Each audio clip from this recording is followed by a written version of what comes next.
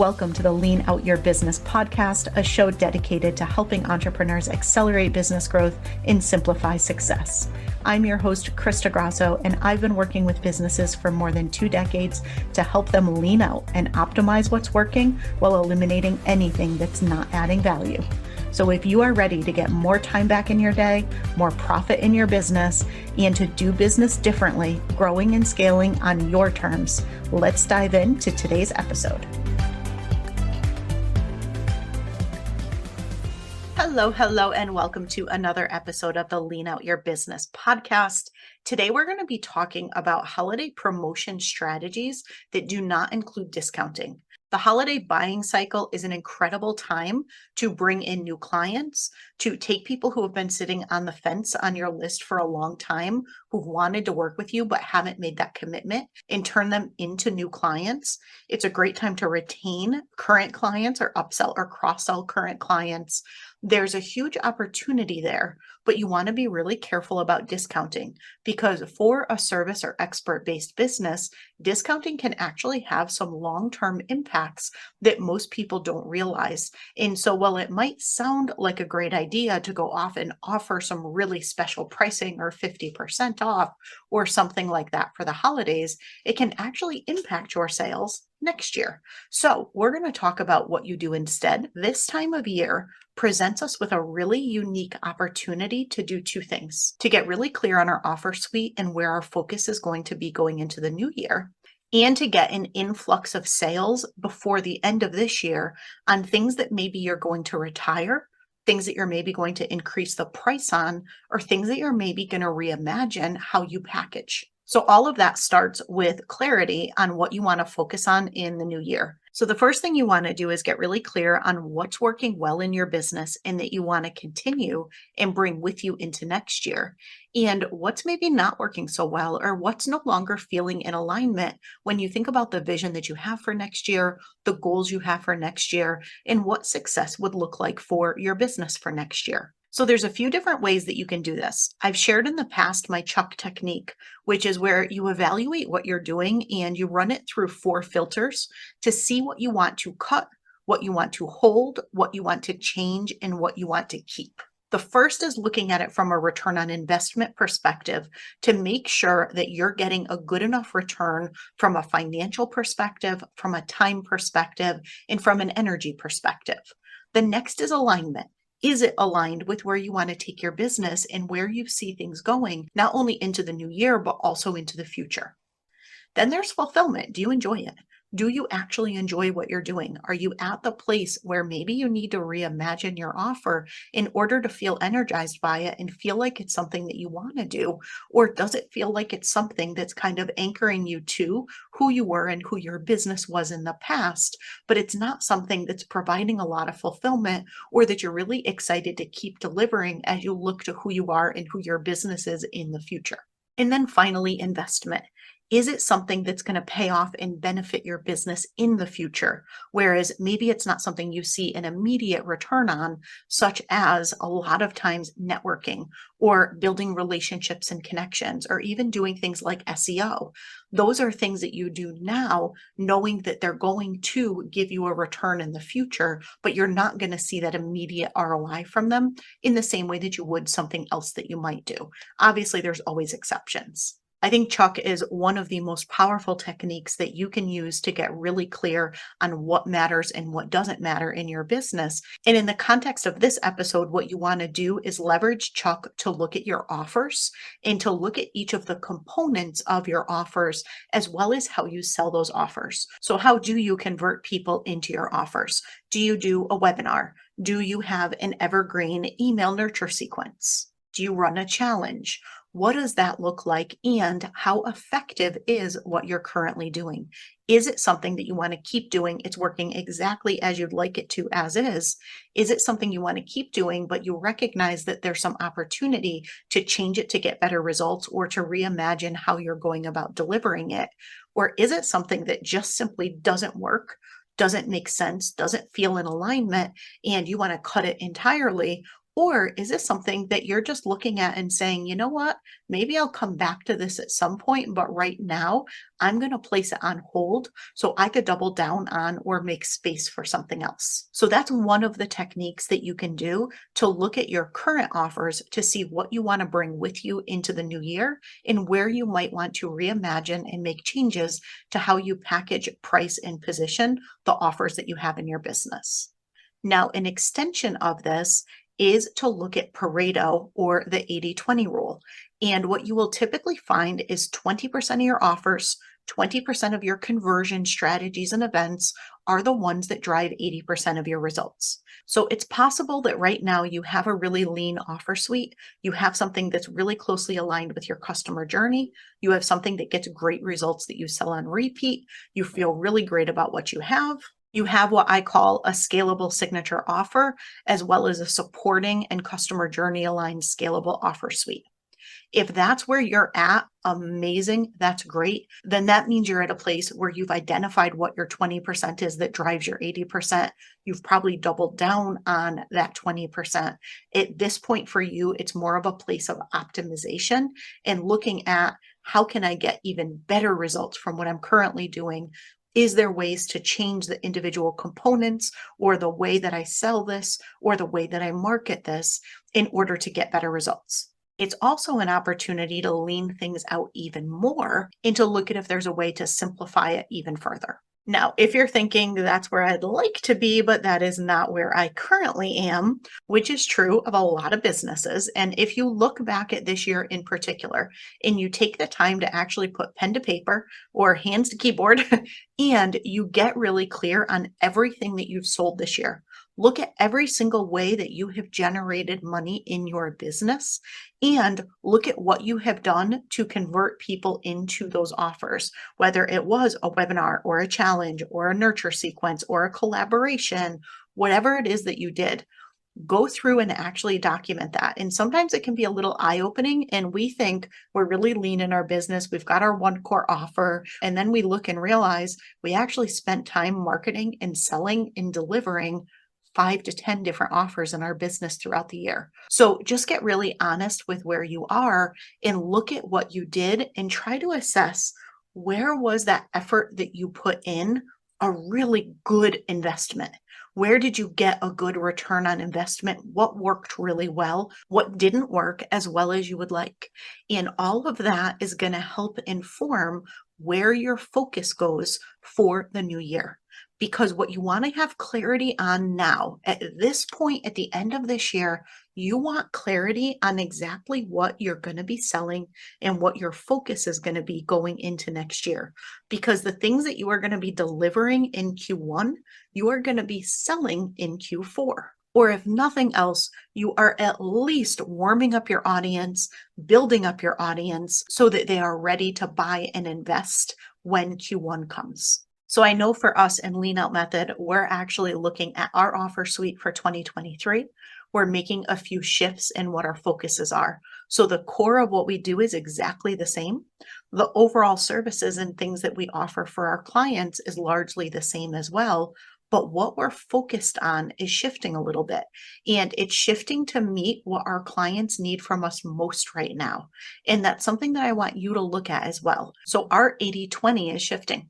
Whereas before 80% of our focus was on one thing and 20% was on something else, we're flipping that focus, at least for the beginning of next year. And if I look to the future realistically, I think this is going to be our focus for the next few years. So what is that for you? Where does your focus go going into the new year? Now, once you have that clarity, that is when you start looking at holiday promotion strategies. That is when you start looking at how can you leverage the upcoming changes that you're going to be making, if you're making any, and how can you leverage the upcoming buying season and holiday season to bring in and generate quite a bit of revenue before the end of the year. Now, a lot of times I will have some of the coaches or the consultants or the service-based businesses that I work with say, I'm not going to do anything for the holidays. I'm not going to do anything for Black Friday or Small Business Saturday or Cyber Monday. That's really more for product-based businesses. And I own product-based businesses and run product-based businesses. I have for many, many, many years, as well as service-based businesses. And I think that where it's a bit of a no-brainer for a product-based business, and in a product-based business, you tend to see most of those promotions be discount based. Now, again, there's always exceptions, but they're largely discount based. So, because of that, oftentimes a coaching, consulting, service, expert based business will look and say, not for me. I think there's actually a lot of money that's being left on the table if you don't take advantage of that opportunity. So, yes, it absolutely is for you, but you don't have to do it the way that the product based businesses do. You don't have to discount. And if anything, I would highly encourage you not to discount. Now, discounting in a product based business versus a service based business is very different.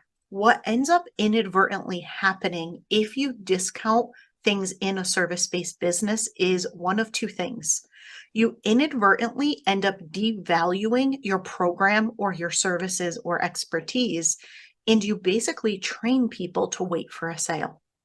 And you don't want either of those things to happen. Let's say you have a program in your business, maybe it's a DIY course, maybe it's a group program with some Q&A calls and you sell it for $2,000. Well, if you're thinking, you know what, I just want to bring a whole bunch of students in, so I'm going to do a 50% off promo. I'm going to sell it for $1,000 for Black Friday. Can you do that? Sure. Will you get some people who join who've been on the fence and who have been thinking about it and are like, oh, that's such a good deal. I'm going to make that decision? Sure. However, what you are telling everybody on your list and everybody who sees that promotion is that your program is worth $1,000, not that it's worth $2,000. So the people who don't take action and don't buy are never going to buy it at $2,000.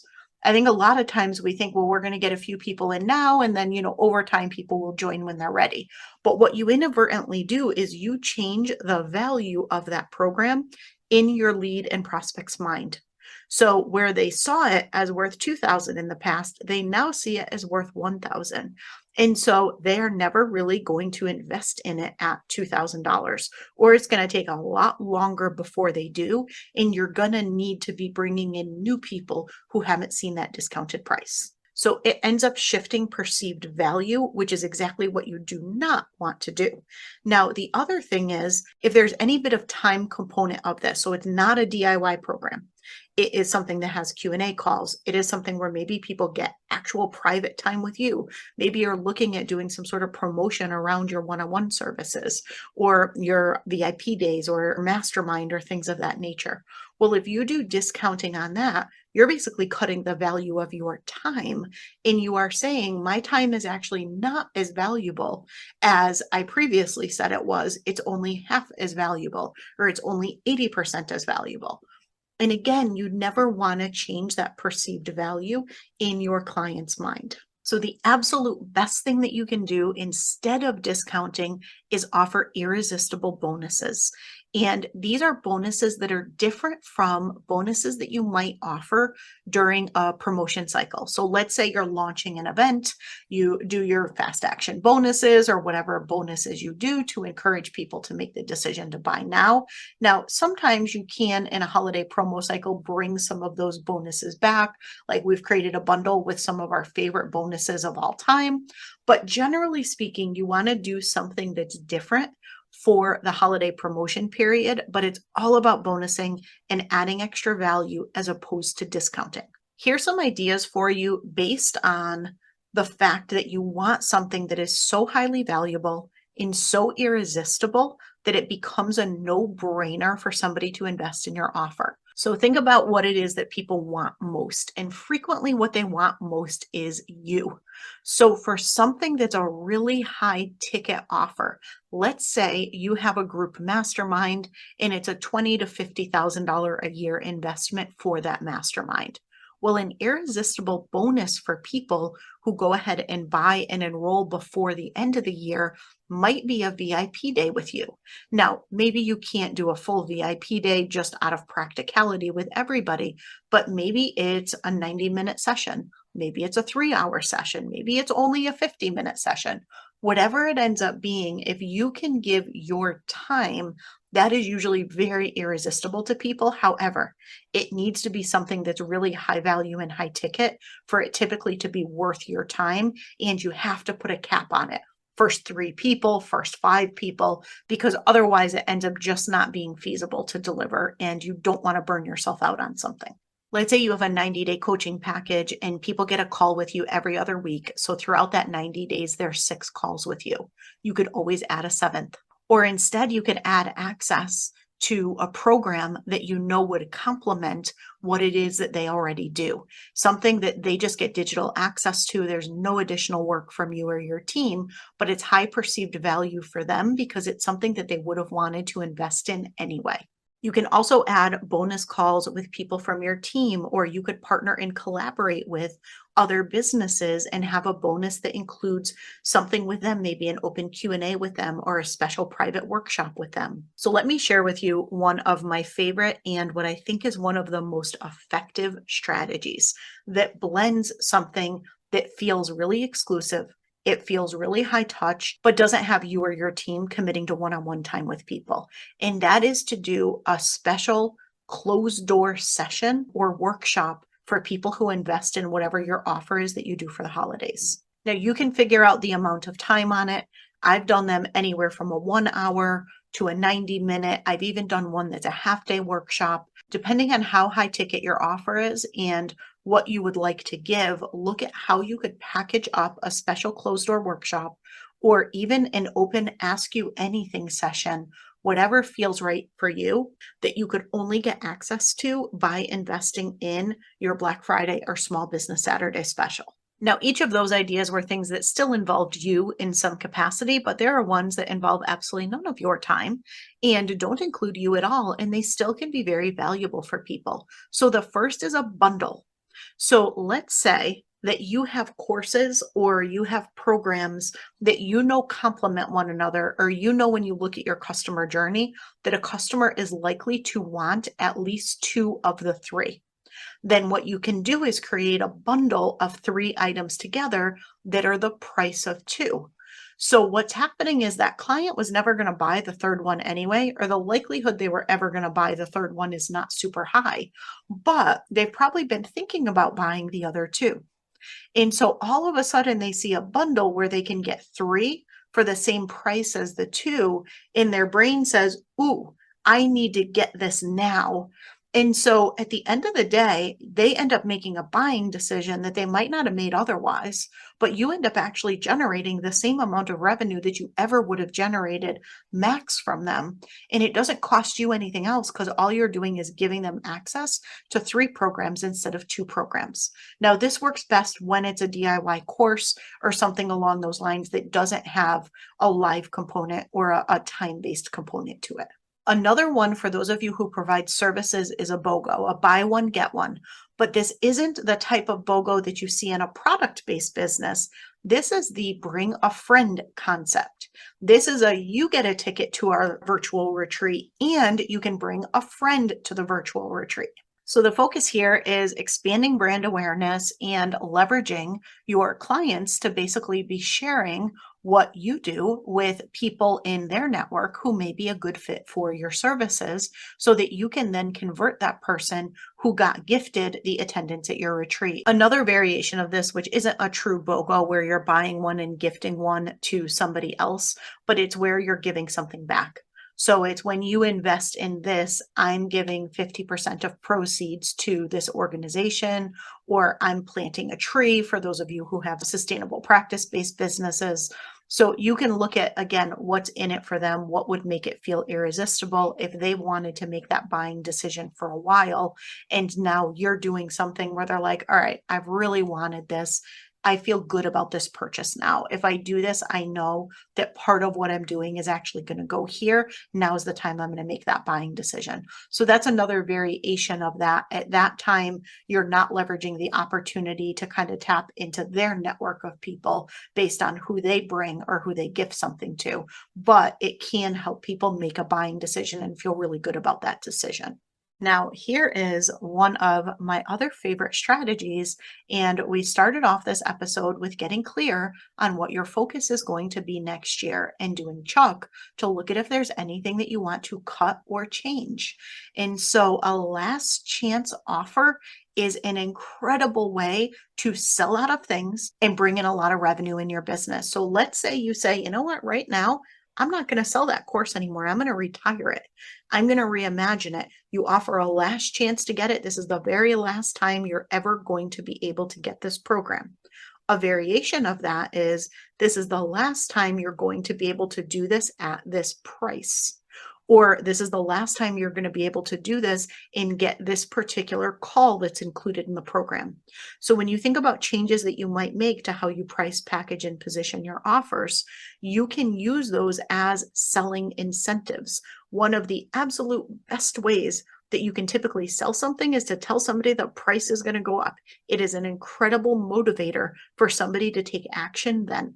Now, for those of you who have a physical product, I know many of you listening have worked with me inside my Planner Academy program and actually have taken your signature service, your signature offer, and created a physical printed planner, workbook, or journal for it, what I call a PWJ. So if you have a PWJ or you have a physical product or anything like that in your business, it is a great time to offer it as a bonus. A bonus I offer quite often is a success swag bag, where someone will get not only one of my 90-day lean out planners, they'll get my Dream Chaser and Magic Maker tote, they'll get handcrafted jewelry from my jewelry business, and I have a new product that I'm super excited about that people are going to start getting next year that's going to be added to the Success Swag Bag.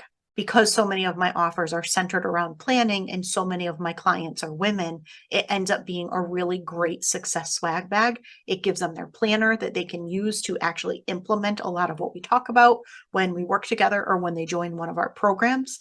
And they have an amazing piece of jewelry that they know that I hand select for them, which they usually really, and then they have a tote that they could use to carry their planner with them, which they tend to bring everywhere, stick their laptop in, etc. Now, overall, I believe strongly in bonusing and offering additional value instead of discounting for service-based coaching, consulting, expert-based businesses. However, here's your one exception. If you are retiring a product, a program, or a course forever, you can absolutely offer it at a special price to kind of close it out of your business.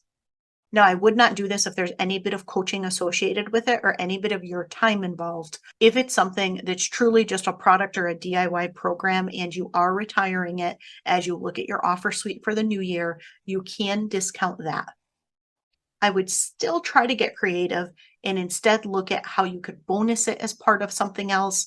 Maybe you don't discount it at all. You give it for free when somebody actually joins your other program that you know you're still going to be focusing on next year. So here's my final tip for you on this, right? Once you come up with what you're going to do, of course, you need a marketing plan around it. It always comes back to your plan.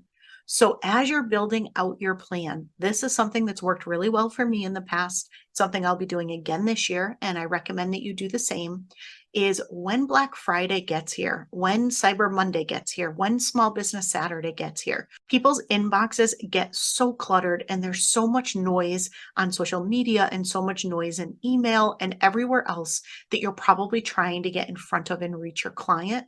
So start your promotions early. I do every year. I don't do Black Friday or Cyber Monday. What I do is Small Business Saturday. I celebrate the fact that I run a small business, that I help and partner and work with small businesses. So that is the holiday that I choose to use to celebrate in my business and that I tend to tie my promotions to. I absolutely send people promotional emails and put promotional posts out on Small Business Saturday, but that is not the only time I talk about it. I start seeding it and preparing people for it and actually opening up those offers typically 2 weeks in advance, sometimes even further in advance. So build out a plan, get really clear on what offers you're going to focus on next year, and get really clear on what you're going to change in your current offers, how you can leverage changes to packaging, pricing, and positioning to actually put together some really incredible value-based bonuses for your clients to encourage additional revenue and sales in Q4 this year, leveraging the buying period, leveraging the holiday promotion period, and just that mindset that people are in where they know they're making decisions at the end of this year to set themselves up for a great start to the new year. So it's a really great opportunity. Highly encourage you to do something with it. So create a plan around your holiday promos for this year, focused on additional value and bonusing. And I hope that this helps you generate quite a bit of additional revenue before the end of this year, while also helping you lean things out so that you are ready to go and know what to double down on and focus on going into next year. If you want any help pulling this together, whether it be your plan for holiday promotions, your plan for 2023, or your plan for any particular goal or big, bold move that you are looking to make in your business, let's chat. Put some time on my calendar at leanoutmethod.com/consult. And let's talk about how I can best support you in reaching your goals and creating plans that get you results without overwork and without overwhelm. Hope you got a ton of value out of this episode. See you next week. Thank you for joining me for another episode of the Lean Out Your Business podcast. I hope you got a lot of value and actionable insights from today's show, and would love if you take a moment to leave us a review. If you have any questions on today's episode or on how to lean out your business, join us over in our private Facebook community, where every week we do live training and Q&A, and I'd love to have you be part of the conversation. Head to leanoutmethod.com/group to join us. And before you go, be sure to subscribe to the show so you're the first to know when we release a new episode. We'll see you next week.